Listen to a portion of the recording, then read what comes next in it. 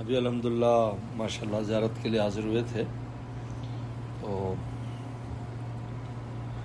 وہاں پر ٹڈیاں تھی جس کو جرات کہتے ہیں، بہت آئی ہوئی ہیں جرات. تو جرات جو ہے وہ بغیر حلال کرنے کے ذبح کیے کھانا جائز ہے. دو چیزیں ہیں، حدیث میں آتا ہے احلت لنا میتتان و دمان، ہمارے لیے دو بغیر ذبح کے جانور حلال ہیں اور دو خون ہمارے لیے حلال ہیں. فرمایا کہ امل میتتان فالسمک والجرات، بغیر ذبح کے دو جانور مچھلی اور ٹڈی. وہ امل دمان فالقبض والطحال، فرمایا کلیجی اور تلی یہ خون ہے لیکن ہمارے لیے یہ حلال ہے. تو یہ جو ٹڈی ہے، اچھا ٹڈی اور مچھلی یہ دو بغیر ذبح کے حلال ہیں، باقی سب جانور ذبح کیے جاتے ہیں. تو فون آ رہا ہے.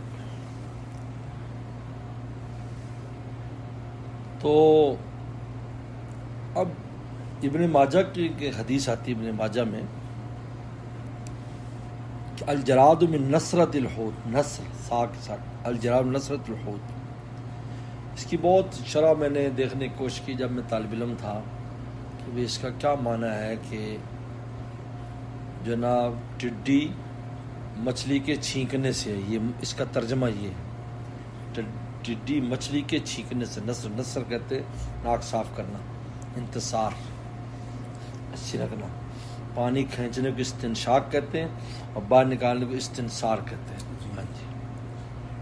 تو اب بہت ابن ماجہ کی حاشیے دیکھے تو ابن ماجہ کو ایسی شرح بھی نہیں ہے، باقی کتابوں کی تو شروعات ہے.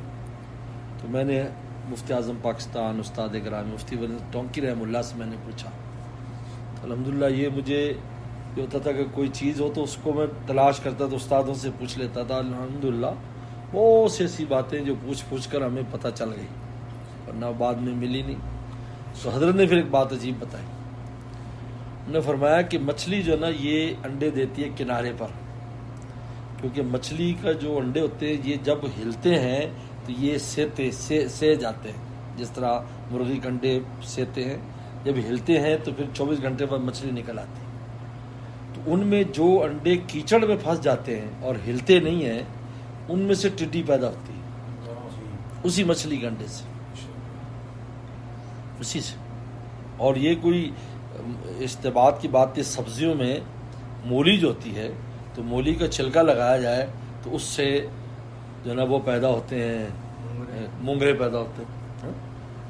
تو یہ اس سے ٹڈی، پھر یہ ٹڈی آگے بچے دیتی ہے، یعنی ابتدا یہاں سے ہوتی ہے لیکن پھر آگے وہ ایک ٹڈی 1000 تقریباً انڈے کم از کم ایک ٹڈی دیتی ہے، پھر ان سے بچے نکلتے ہیں 1000 ٹڈی. اس لیے ایک رات میں کئی ہزار ہو جاتے ہیں. یہ جہاں گیلی سی جگہ ہوگی وہاں یہ انڈے دیں گی اور اس کے بعد صبح کو سب بچے نکل کے اڑنا شروع کر دیتے ہیں، شام تک سب اڑ جاتے ہیں ساتھ. لیکن اس کی ابتدا یہاں سے ہوتی ہے، اس لیے یہ سب سمندروں کے کنارے یا وہاں پر سب زیادہ پائی جاتی ہے، ان علاقوں میں پائی جاتی ہے، ان کے جنگلوں میں. اب کراچی میں میں نے خود دیکھا کہ وہ اس میں جو جنگل سا تھا کیماڑی ساتھ اس میں ملتی تھی اور ایک زمانے میں فروخت بھی ہوتی تھی پکا کر، باقاعدہ بیچتے تھے. اس کی جس طرح پکوڑے بیچتے ہیں اس طرح مسالہ لگا ہوتا تو لوگ جا کہتے تو وہ جو ہے نا تل کے دیا کرتے تھے. تو یہ دیکھو نصرت الحوت رسول اللہ نے کیسا بتلایا، کیسی بات فرمائی کہ یہ اس سے پیدا ہوتی ہے، یعنی اس کی اصل مچھلی ہے.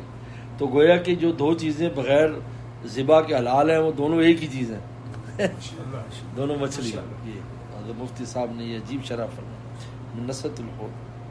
اور اس کا بڑا ایک عجیب قصہ میں نے ابن جوزی کی اس میں پڑھا. ایک آدمی تھا، اس کو حکیموں نے جواب دے دیا، انہوں نے کہا کہ اس کا علاج نہیں. جب اس کو جواب دے دیا تو اس نے اپنے گھر والوں سے کہا کہ بھئی اب تم نے مجھے کھانے پینے سے روکنا نہیں، کیونکہ میں نے مرنا ہی ہے. تو اپنے گھر کے باہر بیٹھ جاتا تو جو بھی بیچنے والا کوئی بھی چیز لے کے گزرتا وہ اس سے کھاتا. تو ایک دن ٹڈیوں والا گزرا تو اس نے اس سے ٹڈیاں پکوائیں اچھی خاصی، 1.5 کلو یعنی سیر 2 سیر کھا گیا بنوا کے. اب کھا گیا تو اس کی طبیعت خراب ہو گئی اور طبیعت اتنی بگڑی کہ اس کو قے شروع ہو گئے، موشن شروع ہو گئے. اور انہوں نے کہا بھی موت آ گئی. تو ہم نے کہا بھی مرنا تو بلّہ بھی موت آ گئی اس کی. اور اس کے بعد صبح جب ہوئی رات بھر ایسے چلتا رہا, پھر موقوف ہو گئے. صبح ہوئی تو اس کو بھوک لگی, مطلب اس کو بھوک اتنی لگتی بھی نہیں تھی, پیاس لگی, اس نے خوب ڈٹ کے کھانا کھا. یہ ہوا ہفتے عشرے کے اندر لال سرخ ہو گیا.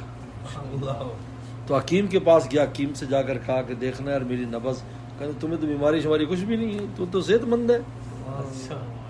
انہوں نے کہا تو نے کھایا کیا تھا؟ تو پوچھتا رہا کہ ایک دن پکوڑے کھائے, ایک دن سموسے کھائے, ایک دن نہیں کھا, ایک دن ٹڈیوں کا ذکر کیا. ان کا اچھا کون سا تھا اس طرح بیچنے والا ہماری گلی سے گزرتا ہے. تو وہ اس کے پاس گیا, انہوں نے کہا ٹڈیاں تو کہاں سے لاتا؟ کہتے میں فلاں جگہ جنگل ہے وہاں سے میں شکار کرتا ہوں, وہاں سے پکڑ کر لاتا ہوں. تو حکیم وہاں گیا, تو وہاں گیا تو وہاں کچلے کا درخت تھا. کچلا زہر کا درخت, جس سے زہر کچلا وہ ہوتا ہے, اس سے درخت, وہ کچلے کا درخت تھا. تو اس پر وہ ٹڈیاں تھیں. تو وہ ٹڈیاں کھاتی تھی وہ زہر کے پتے.